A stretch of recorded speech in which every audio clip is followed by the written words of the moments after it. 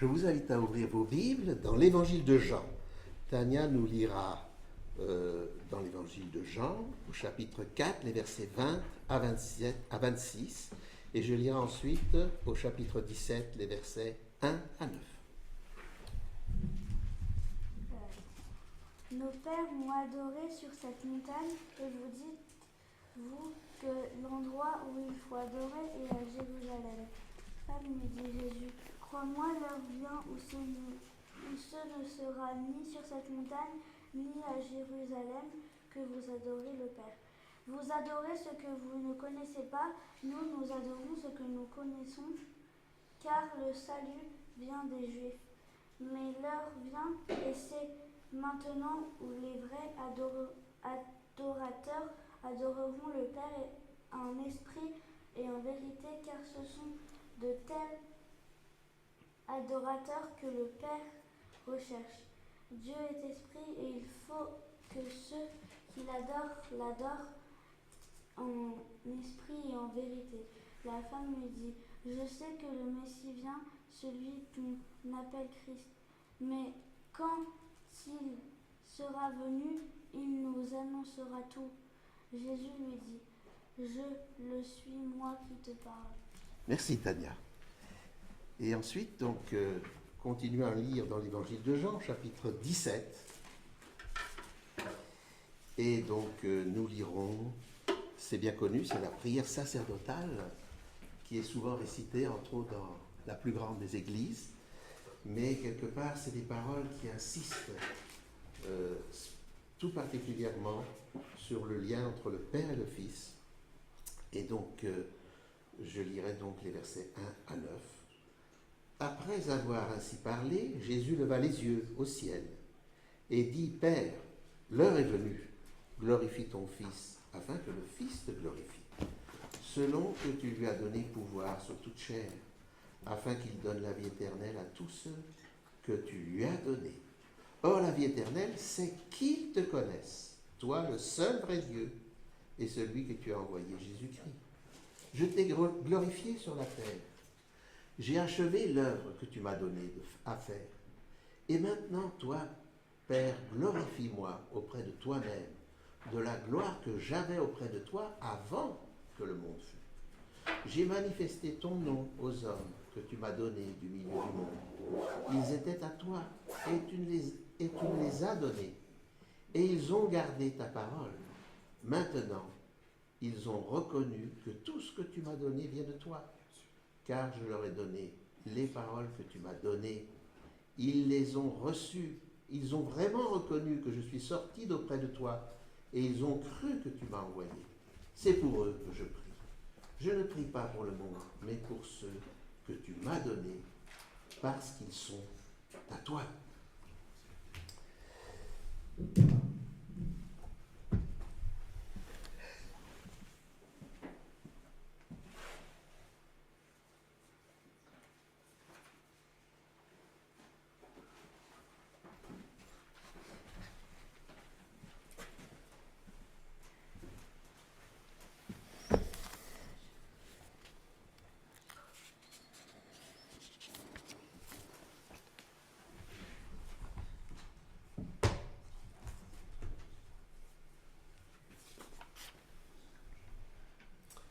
J'ai intitulé le message que je voulais présenter devant vous En qui voulons-nous croire et qui voulons-nous suivre?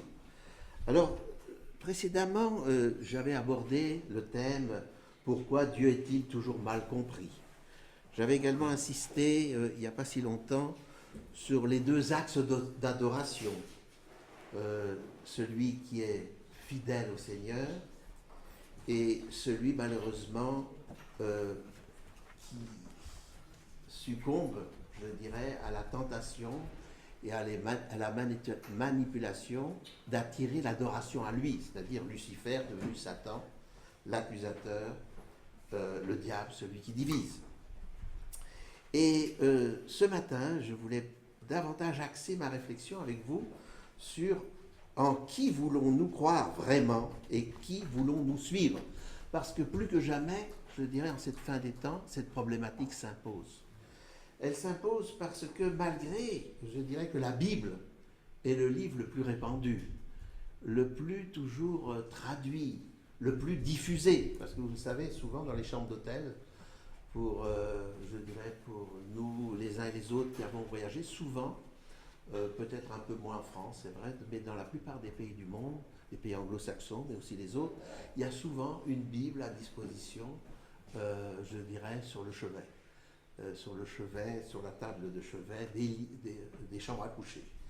Mais ce n'est pas parce qu'il est le plus diffusé qu'il est forcément, je dirais, le plus lu et surtout le mieux compris. Rappelez-vous, dans l'évangile de Luc, Jésus en avait fait la remarque. Comment lis-tu? Et Henri Rassouf-Massoin, un jour, avait insisté sur cette dimension. Parce que non seulement il faut lire ce livre, mais également le comprendre pour ce qu'il dit vraiment.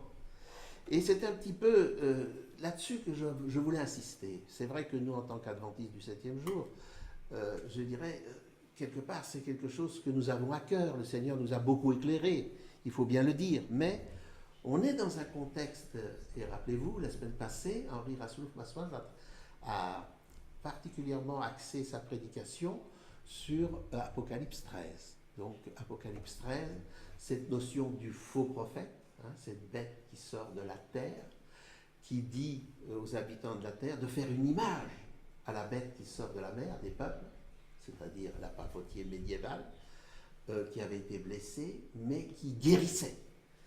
Et quelque part, cette blessure a eu lieu, nous le savons, il y a 2 siècles en arrière, après, je dirais, une apostasie progressive dans ce pagano-christianisme que la France, fille aînée de l'Église, a bien connu, et c'est peut-être pas par hasard que c'est un des pays les plus athées au monde, parce que quelque part, elle a particulièrement souffert de l'instrumentalisation religieuse au profit des puissants et au détriment des peuples.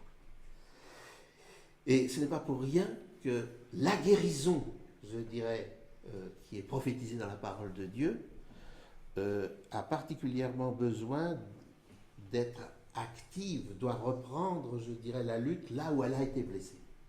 Et je pense que j'ai eu l'occasion à maintes reprises de développer tout cela devant vous. Je dirais, c'est la compréhension adventiste, je dirais, après 1860, la République italienne, la disparition des États pontificaux, elle n'avait plus de puissance politique. Elle revient en 1929 avec, je dirais, Mussolini, qui sera confirmé en 1948 avec la création d'Israël. Qu'est-ce qu'on peut encore dire aux années 80, France, souviens-toi ton baptême, on a fêté ça en 96, la laïcité positive, etc., etc. Donc vous voyez à quel point les jalons ont été posés jusqu'à notre époque récente. Et ce n'est pas pour rien que, je dirais, notre présidence, malgré qu'on est une république laïque qui ne soutient ni reconnaît aucun culte, ils sont tous chanoines de Latran, et Latran c'est la tête des églises à Rome, etc., etc. Vous voyez ? Et tout ça, bien sûr, n'est pas médiatisé, mais est une réalité qui participe, je dirais, à la guérison. Et nous sommes particulièrement bien placés, et c'est le message, la révélation faite à Jean, je dirais, à la fois l'interprétation, en répondant à la question « Comment lis-tu ?» c'est bien l'interprétation historiciste, les 7 églises, c'est véritablement, je dirais, à la fois une réalité du temps de Jean. Les églises ont en germe, je dirais, ce que deviendra la chrétienté au fil du temps, de Éphèse jusqu'à Laodicée. Mais en même temps, c'est une descriptive progressive, je dirais, de l'apostasie. Mais en même temps, il y a toujours, Apocalypse 14 et Apocalypse 18, qui est notre époque, insistent sur le fait que si Babylone est tombée, donc ce pagano-christianisme, je dirais, malgré le fait qu'elle est tombée spirituellement, mais elle donne l'illusion de guérir. Mais il y a une mise en garde, puisque vous le savez, si on ne sort pas de Babylone spirituellement, ben on prend malheureusement la marque de la bête. Et la marque de la bête dans cette adoration, justement, parce que c'est un enjeu, en qui voulons-nous croire et qui voulons-nous suivre. Dans le texte de Luc 4, dans sa rencontre, je dirais, de Jésus avec la femme samaritaine, déjà, quelque part, il donnait une leçon spirituelle aux disciples et aux Juifs en général qui méprisaient ces Samaritains, qui étaient un mélange de nations païennes qui avaient été déportées là avec les plus pauvres d'Israël après la déportation en moins 700 des 10 tribus du Nord en Assyrie. Et quelque part, parce qu'ils avaient été convaincus avec ce que savaient ces gens, qui n'étaient pas des prêtres, de l'élite religieuse, au mont Garizim, ils avaient fait une réplique du temple juif. Quelque part, ils croyaient avec ce qu'ils comprenaient, ils croyaient dans le Dieu unique. Mais lorsque, après la déportation à Babylone, entre autres, et des 2 tribus du Sud, ils reviendront à Jérusalem, ils reconstruiront le temple, vous savez très bien qu'ils étaient, du temps de Jésus, méprisés. Et c'est pas pour rien que Jésus, quelque part, en voyant cette femme, va lui demander à boire et quelque part va montrer à la fois, faire grandir sa foi, mais en même temps montrer aux disciples qui étaient juifs et qui partageaient, je dirais, ces préjugés à leur égard, que quelque part, le salut et la véritable foi étaient pour tous, accessibles à tous. Et à sa question, où faut-il adorer, est-ce que c'est au mont Garizim, puisque c'était là où ils adoraient, où ils avaient construit leur temple, ou bien à Jérusalem. Et rappelez-vous, Jésus, on l'a lu à l'instant avec Tania, il nous faut, c'est ni à Jérusalem terrestre avec ce qu'elle est, ni au mont Garizim, mais avant tout en esprit et en vérité. Et c'est toujours vrai. C'est avant tout en esprit et en vérité. Je dirais, rappelez-vous, les premières églises chrétiennes, ils n'avaient pas encore de bâtiments somptueux comme ça sera par la suite. Et il en reste, je dirais, encore la trace aujourd'hui. Mais ils se réunissaient souvent, je dirais, à la sortie des petites villes, des villages, à l'ombrage, puisqu'il fait souvent très chaud, d'un grand arbre. Et le lieu, je dirais en quelque sorte, il était saint, comme lorsque Jésus s'est révélé à Moïse avec son buisson ardent, il est saint par la présence de Dieu et par notre disposition, je dirais, à nous laisser influencer par son esprit et à adorer en esprit et en vérité. Et Jésus s'est révélé ainsi. Et rappelez-vous, la parabole du bon samaritain allait aussi dans ce sens-là.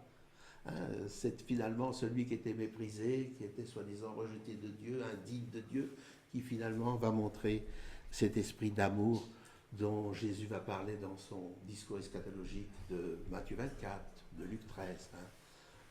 Venez, vous qui êtes bénis de mon Père, j'ai eu faim, j'ai eu soif, quelque part, et vous m'avez donné à boire, vous m'avez donné à manger. Quand est-ce que nous avons fait cela? Et Jésus, à chaque fois que vous l'avez fait à un de ses plus petits. Et la parabole du bon samaritain allait dans ce sens. D'autres viendront, mais Seigneur, n'avons-nous pas fait ceci, cela? Retirez-vous de moi, je ne vous ai jamais connu. C'était la différence forcément de la pureté des motivations. Et ça nous interpelle au-delà de ces exemples, nous-mêmes dans notre propre vie. Mais j'ai voulu aussi, je dirais, à travers donc ce sujet, je dirais, qui nous concerne tout particulièrement, parce qu'avec le nouveau millénaire, nous le savons, je dirais, cette guérison de la fausse adoration. N'oubliez pas, je l'ai souvent dit, c'est une réalité, on peut multiplier les jalons, à un autre jalon, Hans Kuhn, même génération que Benoît XVI, dans le cadre de l'ONU, a fait signer toutes les religions, comme quoi elles sont toutes issues du même courant moral et spirituel inhérent au cosmos. Donc, au-delà de la prétention d'être la seule Église, avec le peuple juif, les 2 témoins de Dieu, depuis la confirmation des accords de Latran seulement, 1948, parce qu'il y a un plan, je dirais, à la fois de la fausse adoration, mais aussi du faux prophétisme qui est en route. Et ça, il faut le savoir. Aujourd'hui, c'est une réalité. Nous sommes en autorisation prophétique, je dirais, de la fausse adoration et de son faux prophétisme. Ceux qui ont le véritable prophétisme, c'est à la fois, je dirais, ceux qui ont, dans leur vie, qui se sont laissés transformer par l'Esprit de Dieu. Et alors, c'est particulièrement important, je voudrais en faire simplement le témoignage aujourd'hui. C'est vrai, tout le monde est au courant, vous savez ce qu'on a vécu il y a 20 ans en arrière, en tant que petite communauté, à l'intérieur de l'adventisme. Mais à cette époque-là, on avait, moi-même, et la plupart d'entre nous, n'avions même pas pris conscience que depuis 1980, d'une compréhension non trinitaire de Dieu, on était passé à une position officielle trinitaire. Et au fil du temps, ça a été une bénédiction parce que, entre autres, je dirais avec Catherine Ebens, mais aussi avec d'autres, il a particulièrement mis le doigt sur l'esprit de la Nouvelle Alliance. 2 Corinthiens 3, le ministère de la mort, qui est l'esprit de l'ancienne alliance, il est glorieux parce que les hommes pensent faire la volonté de Dieu. Mais les textes étaient là pourtant. Les textes où il y a le comparatif, je dirais, qu'il fait entre, je dirais, la foi d'Abraham et la descendance d'Abraham. On le sait dans Galates 3, c'est Jésus, dans notre nature humaine, qu'il a parfaitement vécu et qui, quelque part, est opposé à la loi qui a été donnée 480 ans plus tard, prophétisée par Abraham, après la déportation, je dirais, après par l'esclavage en Égypte, mais qui, quelque part, parce qu'ils étaient imprégnés de paganisme, je dirais, après ces plus de 400 ans en Égypte. La preuve, c'est que Moïse montait là-haut pour recevoir des mains de Dieu les 10 commandements. Eh ben, ils font le culte de la fertilité avec Aaron qui est trop faible, qui les laisse faire, parce qu'ils ont déjà intégré depuis plus de nombreuses générations ces pratiques, et qui est une fausse adoration, bien sûr. C'est l'adoration, je dirais, du cosmos divinisé, où à travers ce culte de la fertilité, on favorise la vie et la procréation. Et vous savez ce qu'il en est, c'est justement ça l'esprit de l'ancienne alliance, où l'homme pense, en étant sévère, légaliste, de punir violemment, même jusqu'à la mort pour les péchés les plus graves. On pense faire la volonté de Dieu. L'apôtre Paul dira, de Corinthiens 3, il est glorieux, mais le voile qu'on a pour comprendre véritablement le caractère de Dieu ne disparaît qu'en Christ. C'est-à-dire que la descendance d'Abraham dans sa plénitude, c'est Jésus fait homme, dans son enseignement, qui est venu accomplir parfaitement la loi et les prophètes, mais avec l'esprit de son Père. Et les textes que nous avons lus, en particulier Jean 17, vous savez, cette prière sacerdotale qui est répétée, je dirais, beaucoup plus. Alors, quelque part, je pense, en tant qu'ancien adventiste, le fait que la plus grande des églises, qui est un pagano-christianisme, le récite constamment, on se prive un peu de l'aborder, parce qu'il est accaparé, je dirais, de façon, vous savez, Jésus avait dit, ne faites pas comme les païens, qui, à force de redites, pensent que c'est la seule manière pour que, quelque part, Jésus nous entende, Dieu nous entende et nous exauce. Non, le Seigneur sait ce que nous avons au fond des cœurs, nous avons à l'exprimer, bien sûr, avec pureté, mais nous n'avons pas, je dirais, à le répéter, je dirais, avec l'idée qu'au plus on le répète, au plus le Seigneur l'entendra et finalement, quelque part, répondra. Hein.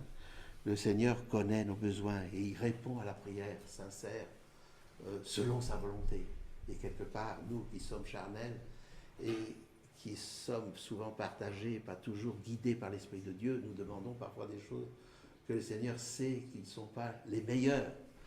Et dans l'humilité, nous avons pas à ne jamais douter de la réponse de Dieu, mais à l'accepter telle qu'elle est. Et rappelez-vous, je dirais, et je voulais faire un bref panorama, sans insister, c'était un peu mon idée.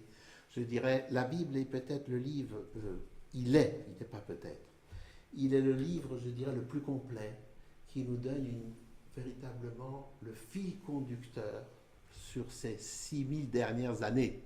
Il n'y a aucun livre dans n'importe quelle culture et religion qui est aussi clair aussi, je dirais, entre les deux axes.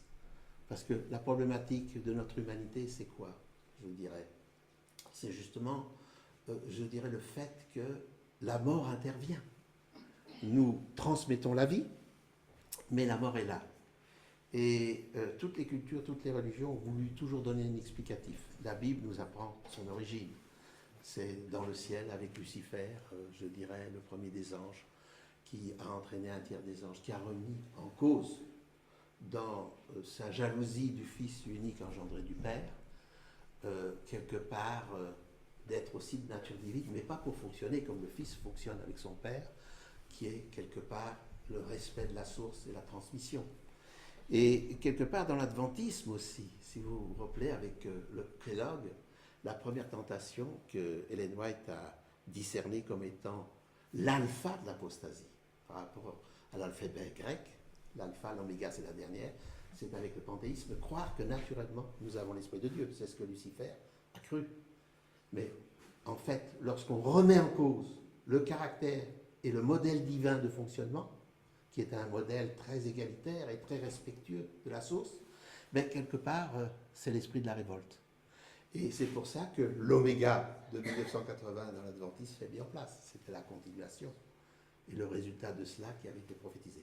Ce que je voulais dire aussi concernant Ellen White, que ce soit dans ses livres, mais quelque part, je me rends compte que cette notion du destructeur, et on le voit dans la 10e plaie d'Égypte, c'est bien le destructeur que les anges de Dieu, je dirais, les anges de Dieu empêchent le destructeur de mettre à mort le premier-né des Israélites qui avait par la foi mis le sang de l'agneau futur que serait le Fils unique engendré du Père qui viendrait dans notre humanité, tel que c'est révélé dans le premier chapitre d'Hébreux. Mais ça sous-entend forcément que Satan et ses anges déchus, c'est eux, quelque part, qui ont tué les premiers-nés égyptiens, puisqu'ils ont été empêchés de le faire par les anges de Dieu pour ceux qui étaient fidèles. Et ça entretient toujours cette accusation première, dans laquelle il a séduit les anges et notre humanité, Adam et Ève. Et je reviens là-dessus. Je dirais, Dieu est un formidable pédagogue. Il est un Dieu de liberté, d'amour, mais de liberté. Et quelque part, on le comprend, parce que face à l'accusation, s'il serait intervenu directement, ben, le doute serait resté. Parce que Ellen White va dans ce sens, et on peut très bien le croire. Un tiers a suivi, mais les autres, jusqu'à la croix. Apocalypse 12 nous le rappelle, ils étaient dans le doute. Mais en voyant ce que Satan a fait, ils m'ont haï sans cause, comment il s'est acharné pour le faire pécher, et n'y arrivant pas, ça a terminé par mettre en place sa mort. Et entre autres, je voulais dire, longtemps, ça montre à quel point on est imprégné de culture catholique, de ce pagano-christianisme. Je l'ai peut-être déjà dit à certains, notre famille est originaire par mon père, mon grand-père de Bruges, qui est une ville très catholique. Donc, quelque part, on est tous imprégnés de cela, de cette idée, je dirais, quelque part, comment il faudrait dire cela oui, cette volonté que Satan a mis dans le cœur d'Ève et ensuite d'Adam, que quelque part, on était immortel. On était immortel, c'est la première des tentations. Et quelque part, Satan pouvait le dire, sachant l'amour de Dieu, qui quelque part n'allait pas mettre à mort Adam et Ève immédiatement, mais que le germe, je dirais, du dysfonctionnement dans le cadre des lois de vie amènerait à cela. Caïn l'a montré, je dirais, l'esprit de l'adversaire a fait qu'il a tué son frère. Il y aurait la dissension dorénavant. Donc, la philosophie grecque a développé cette notion de l'âme distincte du corps mortel, mais la révélation divine dans le livre de la Genèse ne dit pas du tout ça dans l'original. Hein. C'est la matière, je dirais, du sol, nous sommes 2 tiers d'eau, des éléments du sol, mais quelque part, le souffle vital de vie de Dieu roi, soufflant dans la matière, je dirais, inerte, engendre nefesh, l'âme vivante, c'est l'addition des deux. Et donc il n'y a pas ce distinguo, l'âme immortelle. Ça, c'est la désinformation de l'adversaire. Et c'est en jeu, parce que c'est quelque chose qui préoccupe, qui préoccupe et qui a toujours préoccupé toutes les cultures, toutes les religions.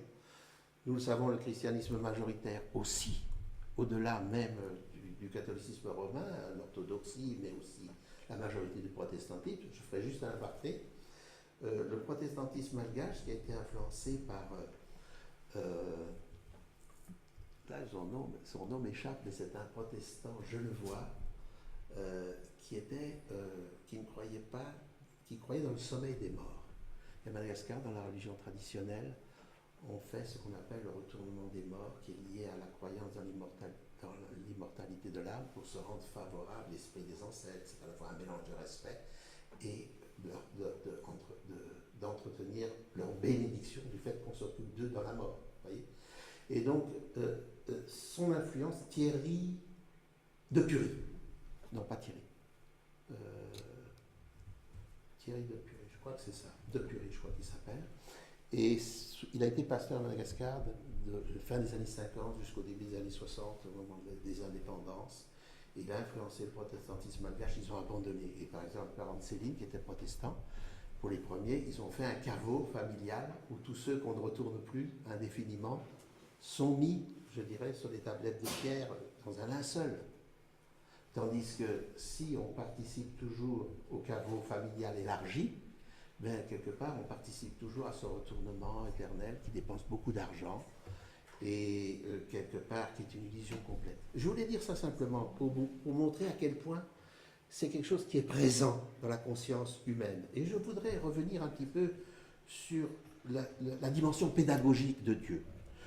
Pendant le premier millénaire, suite au péché de nos premiers parents, quelque part, mais leur cœur était constamment tourné vers le mal. Et nous le savons, malgré la mise en garde, à la fois Caïn avait reçu une marque de Dieu pour qu'on ne rentre pas avec la descendance de Seth dans la vengeance. Mais vous savez très bien ce qu'il en a été. Les fils de Seth virent que les fils de Dieu virent que les filles des hommes étaient belles. Et vous savez que le mariage est un lien très fort où l'influence des deux agit. Et à l'époque de Noé, qu'est-ce qui se passait? À part les 8 et l'arche que le Seigneur lui avait demandé de construire, et comme il n'y avait que la rosée pour, je dirais, humidifier la terre, qui était faite de belles collines verdoyantes, mais il n'y avait pas ces profonds fossés océaniques avec ces mers et ces montagnes énormes, ben, quelque part tout le monde le prenait pour un illuminé. La porte était ouverte jusqu'au dernier moment, mais les animaux pourtant,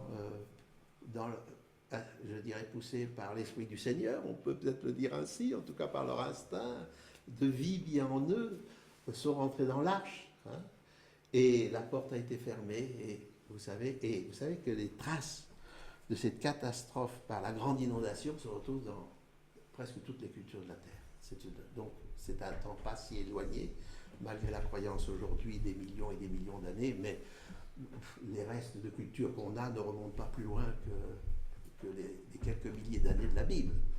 Et tout ça pour dire, en revenant à la dimension pédagogique de Dieu, je dirais, un reste était sauvé. Mais nous savons que le germe du mal était toujours là, malgré que, quelque part, la famille, je dirais, les 8, c'est-à-dire Noé, sa femme, ses 3 fils et leurs épouses, je dirais, on voit très vite que dans la descendance des 3 fils de Noé, Sem, Cham et Japheth, ben, la descendance de Cham en Nimrod, malgré l'arc-en-ciel qui était une promesse que le monde ne serait plus détruit par l'eau, ben, quelque part le mal ressurgit.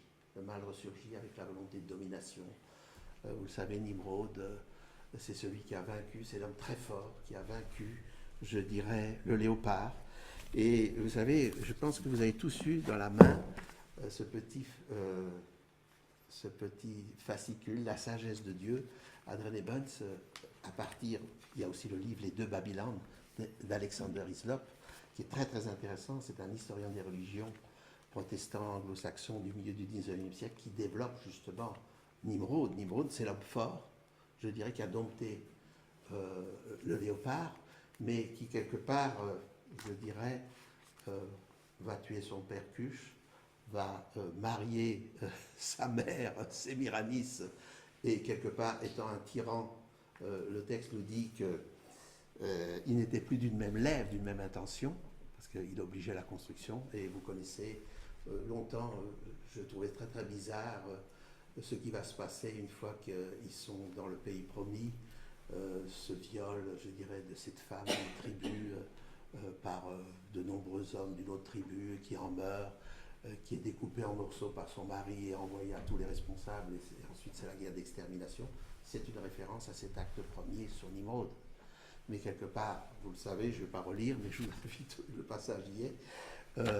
Qu'est-ce que c'est? C'est tout simplement la promesse de Genèse 3.15 dans l'axe de la fausse adoration, je dirais, inspirée par l'adversaire, parce que quelque part, ce Dieu 1 en 3 et 3 en 1, il a commencé par jalouser la nature divine de Jésus pour finalement prendre la place des deux. Ce Dieu 1 en 3 et 3 en 1, c'est lui. C'est l'autre Saint-Esprit, ce faux Saint-Esprit qui aujourd'hui, évidemment, est majoritaire. Ce qui ne veut pas dire que de nombreux gens sincères, ne comprenant pas, c'est Romains 2, hein, le païen, lorsqu'il est à l'écoute de sa conscience, de ce qu'il comprend de Dieu, c'est ça qui le jugera.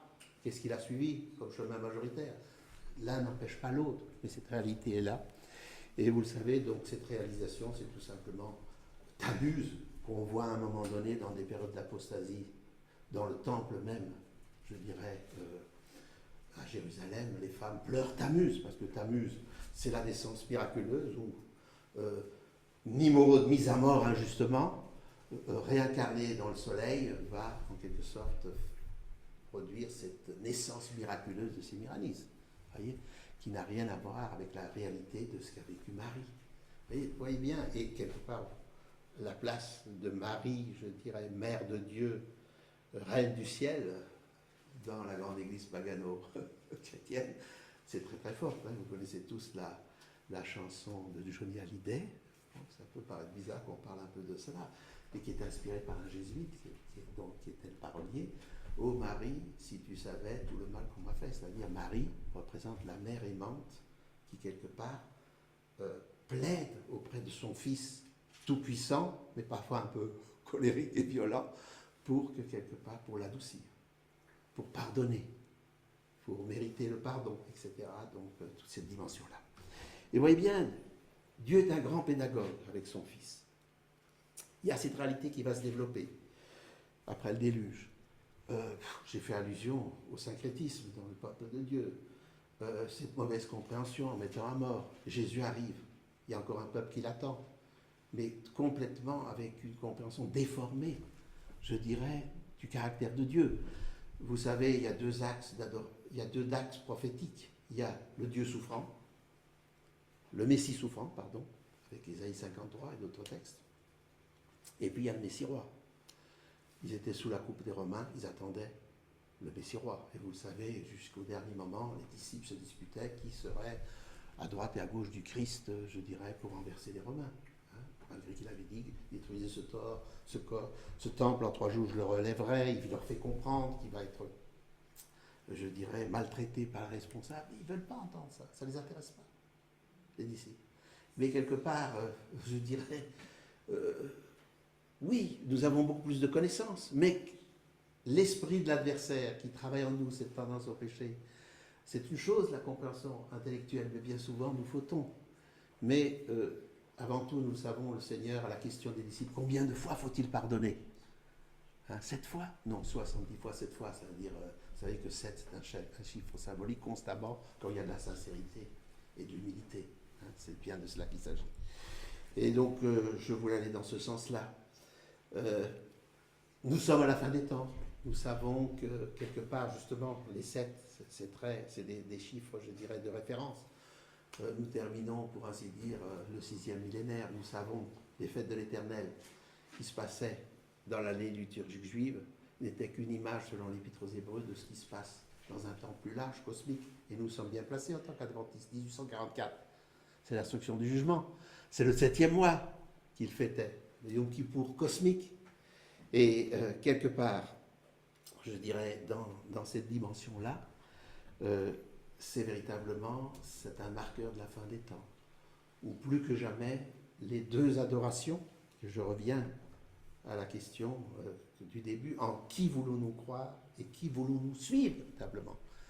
Et on le voit, je dirais, dans cette théocratie mondialisée qui se met de plus en plus en place, et la pandémie, si vous regardez tout ce qui s'est passé depuis l'an 2000, les chutes, je dirais, des tours jumelles, tout n'a été que manipulation, et quelque part mise en place du faux prophétisme. Et entre autres, en tant qu'adventistes, nous sommes bien placés pour le savoir, je dirais, le cœur du faux prophétisme, c'est la mauvaise interprétation du livre de Daniel. 2300 soirs et matins et le sanctuaire sera purifié. Daniel s'était trompé aussi. Il croyait que la prophétie de Jérémie, que ça durait 70 ans, Jérémie 25, à cause de l'infidélité de beaucoup, était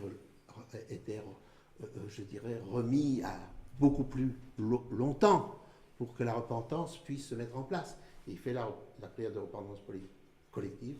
Et qu'est-ce que l'ange, dans le rêve, lui fait voir?